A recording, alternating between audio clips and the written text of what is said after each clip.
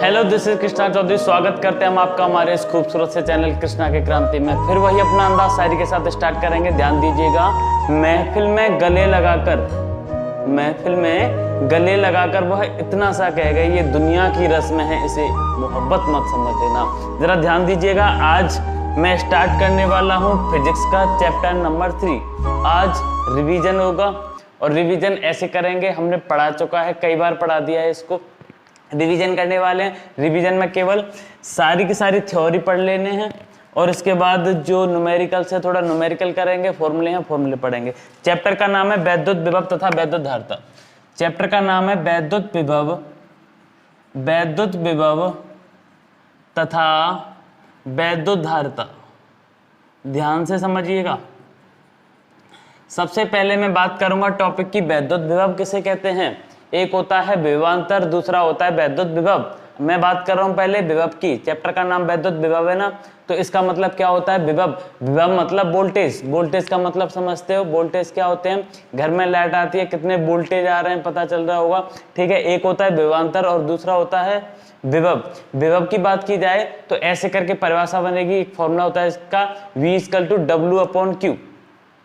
अनंत से किसी वैद्युत क्षेत्र के एक बिंदु आवेश तक लाने में किया गया कार्य क्या कहलाएगा, वैद्युत विभव कहलाएगा। अगर विभवांतर की बात की जाएगी तो एक बिंदु से दूसरे बिंदु तक लाने में किसी अन्य आवेश को किया गया कार्य क्या कहलाएगा, विभवांतर कहलाएगा। अर्थात अनंत से अगर लाना पड़ रहा है हमें कोई, तो विभव होगा। एक बिंदु से दूसरे बिंदु तक लाना पड़ रहा है तो क्या होगा, वो विभवांतर होगा, ठीक है। विभव की बात करेंगे तो ऐसे करके हम याद कर सकते हैं। वैद्युत विभव को याद करने का तरीका सबसे बेहतर है V=W/Q से कार्य करना पड़ता है। किसके लिए, आवेश को लाने के लिए। कहां से, अनंत बिंदु से, ठीक है कि नहीं। याद हो गया होगा V=W/Q। मात्रक की बात करूंगा। मात्रक मतलब कि यूनिट इसकी क्या होगी, यूनिट होगी इसकी वोल्ट। इसकी यूनिट होगी वोल्ट, या फिर W मतलब कार्य, कार्य मतलब वर्क, इसका हो जाएगा जूल प्रति कूलम। आवेश का मात्रक क्या होता है, कूलम। इस तरह से हमने विभव के बारे में जान लिया। अनंत से किसी बिंदु आवेश तक दूसरे आवेश को लाने में जितना कार्य करना पड़ता है उसे हम क्या कहेंगे, वैद्युत विभव कहेंगे, V=W/Q। अगर अंतर की बात करेंगे, जैसे एक बिंदु VA, एक बिंदु VB, ठीक है।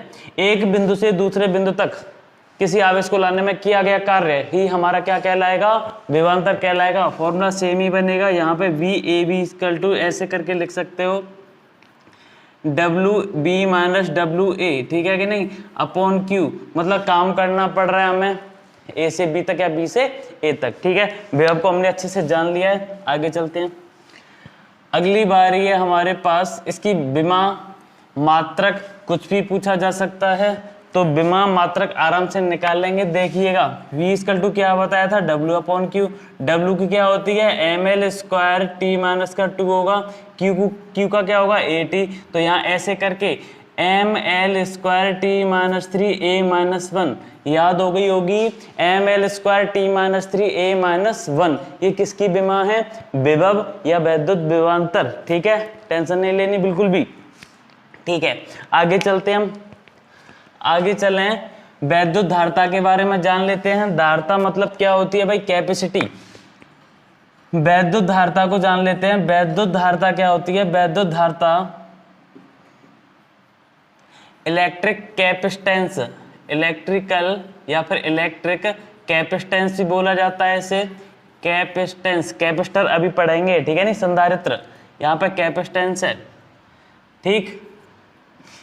तो धारिता मतलब कैपेसिटी, धारिता मतलब स्टोर करने की क्षमता, उसकी कैपेसिटी उसकी क्या कहलाएगी, वैद्युत धारिता कहलाएगी।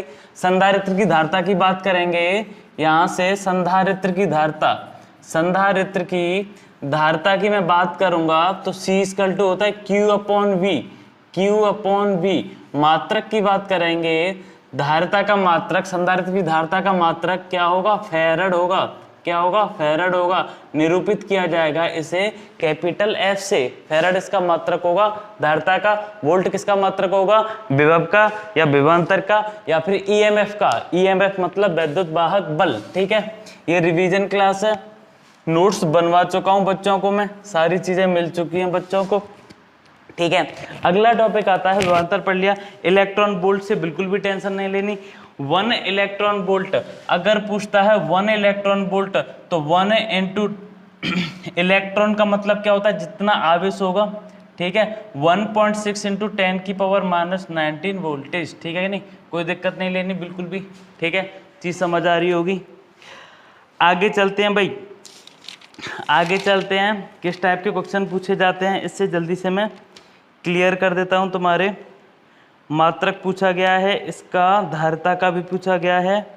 ठीक है, कोई दिक्कत नहीं है। C=Q/V से वो निकाल सकते हैं। देखिएगा पहला क्वेश्चन 11 और 14 क्वेश्चन पे ध्यान दीजिएगा, रिवीजन इसी से होगा, दिखाई दे रहा होगा। ठीक है, वैद्युत विभव का मात्रक, वैद्युत विभव का मात्रक अभी तुरंत ही बताया था। विभव का मात्रक ऑप्शन में दे रखे हैं कई सारे, जूल प्रति coulomb, joule into coulomb, coulomb प्रति जूल, न्यूटन पर कूलम। फालतू की बात कर रहा है, हमने पढ़ा था V=W/Q, मतलब के जूल पर कूलम। ऑप्शन नंबर ए हो जाएगा इसका, जूल पर कूलम। ठीक है, एक क्वेश्चन कर लिया हमने। क्वेश्चन नंबर 2 देखिएगा, निम्न में से कौन सा मात्रक नहीं है विभव का। कौन सा नहीं है ये तुम्हें खुद पहचानना पड़ेगा। एक वोल्ट है, दूसरा है जूल पर कूलम, ये भी है, ये भी है। आगे देखिएगा न्यूटन पर कूलम, न्यूटन पर कूलम, और एक दे रखा है newton into metre, newton into metre पर कूलम, ऐसे करके भी दे रखा है। ठीक है, वोल्ट मैंने पढ़ाया है, जूल पर कूलम मैंने पढ़ाया है, इनके बारे में मैंने तुम्हें नहीं बताया। तो ये कहना चाह रहा है F/Q।